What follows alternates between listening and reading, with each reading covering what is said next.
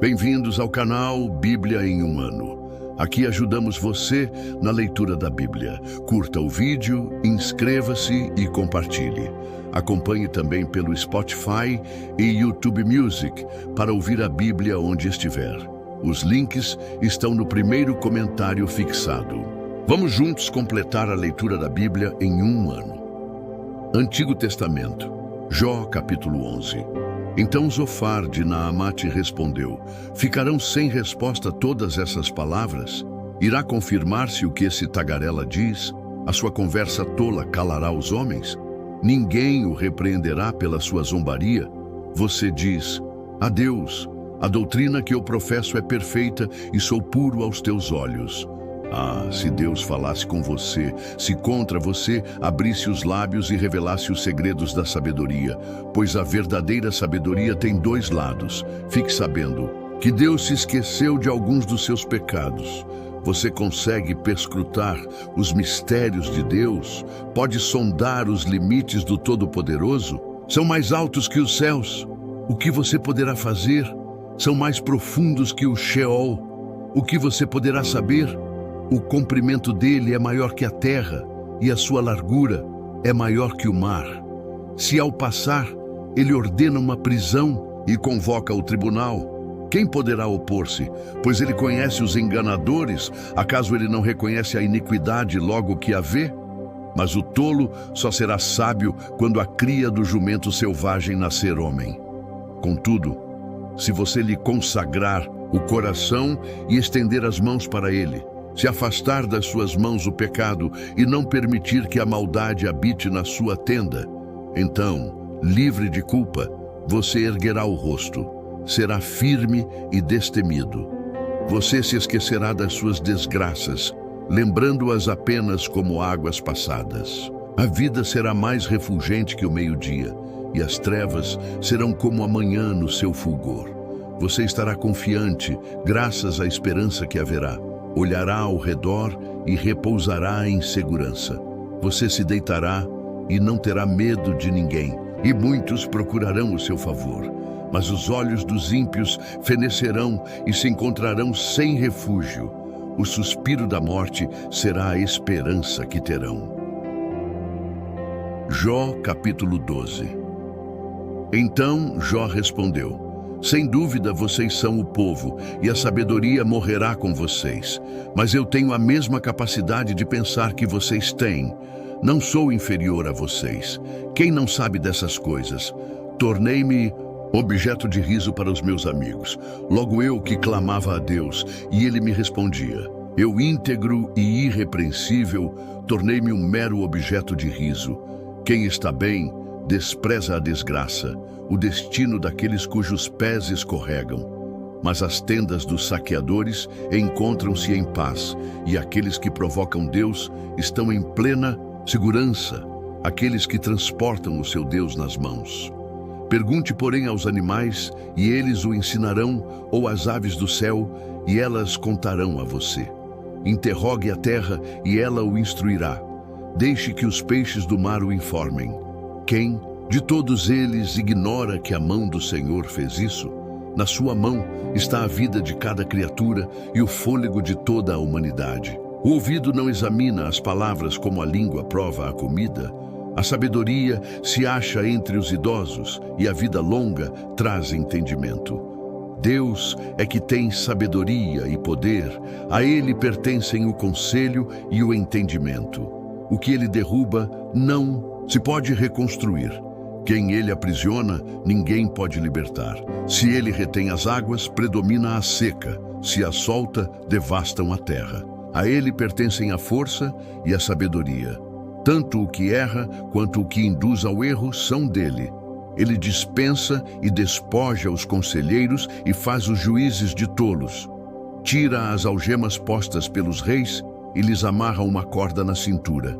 Ele dispensa os sacerdotes em humilhação e arruína os homens de sólida posição. Cala os lábios dos conselheiros de confiança e tira o discernimento dos anciãos. Derrama desprezo sobre os nobres e desarma os poderosos. Revela coisas profundas da escuridão e traz à luz densas trevas. Dá grandeza às nações e as destrói. Faz crescer as nações e as dispersa. Priva da razão os líderes da terra e os faz perambular perdidos pelo deserto. Andam tateando nas trevas sem nenhuma luz. Ele os faz cambalear como bêbados. Jó, capítulo 13.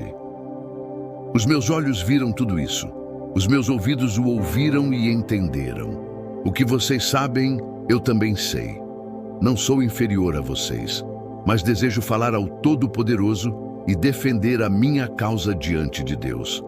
Vocês, porém, mascaram a verdade com mentiras. Todos vocês são médicos que de nada valem. Quem dera ficassem calados. Isso seria sábio da parte de vocês. Escutem agora o meu argumento. Prestem atenção na réplica dos meus lábios. Vocês falarão com maldade em nome de Deus? Argumentarão com engano em favor dele? Falarão assim para favorecê-lo? Advogarão desse modo a causa de Deus? Tudo iria bem se ele os examinasse? Vocês conseguiriam enganá-lo como podem enganar os homens? Com certeza ele os repreenderia se, em secreto, vocês fossem parciais. O esplendor dele não os aterrorizaria? O pavor dele não cairia sobre vocês? As máximas que vocês citam são provérbios de cinzas. As suas defesas não passam de barro. Aquietem-se e deixem-me falar. E aconteça comigo o que acontecer. Porque me ponho em perigo e tomo a minha vida nas minhas mãos. Embora ele me mate, ainda assim esperarei nele. Certo é que defenderei os meus caminhos diante dele. Aliás, será esta a minha libertação. Nenhum ímpio ousaria apresentar-se a ele. Escutem atentamente as minhas palavras, que os seus ouvidos acolham o que eu digo. Agora que preparei a minha defesa, sei que serei justificado. Haverá quem me acuse? Se houver, ficarei calado e morrerei. Concede-me, ó Deus, apenas estas duas coisas, e não me esconderei de ti. Afasta de mim a tua mão e não mais me assustes com os teus terrores. Chama-me e eu responderei, ou deixa-me falar e tu responderás. Quantos erros e pecados cometi? Mostra-me a minha falta e o meu pecado. Por que escondes o teu rosto e me consideras inimigo? Atormentarás uma folha levada pelo vento? Perseguirás a palha? Pois fazes constar contra mim coisas amargas e me fazes herdar os pecados da minha juventude. Acorrentas os meus pés e vigias todos os meus caminhos, pondo limites aos meus passos. Assim o homem se consome como coisa podre, como a roupa que a traça vai roendo. Novo Testamento, Atos capítulo 9, versículos 1 ao 21.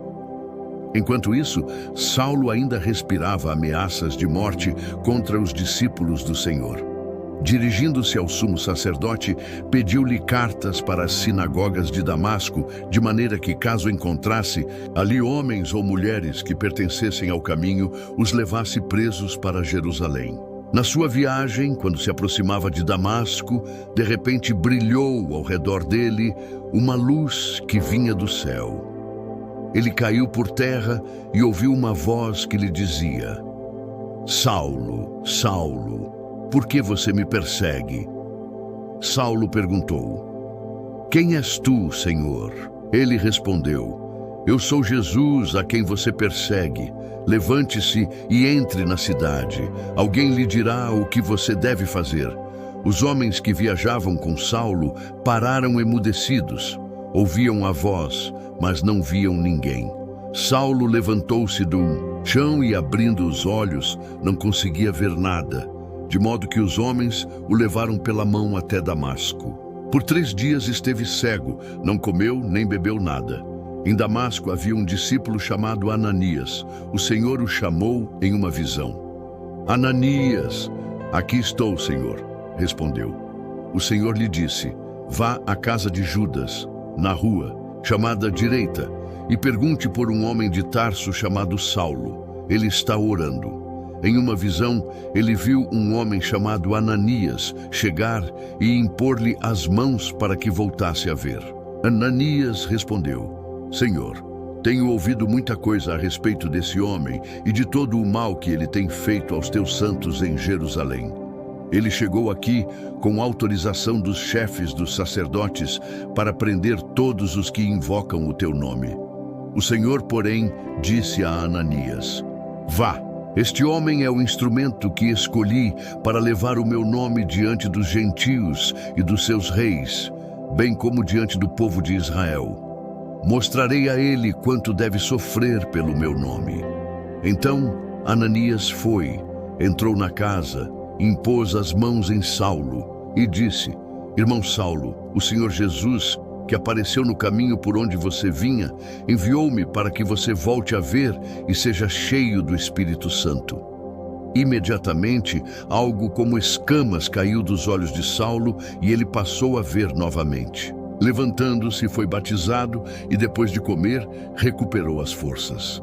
Saulo passou vários dias com os discípulos em Damasco. Logo começou a pregar nas sinagogas que Jesus é o Filho de Deus. Todos os que o ouviam ficavam perplexos e perguntavam: Não é ele o homem que procurava destruir em Jerusalém aqueles que invocam esse nome? E não veio para cá justamente para levá-los presos aos chefes dos sacerdotes?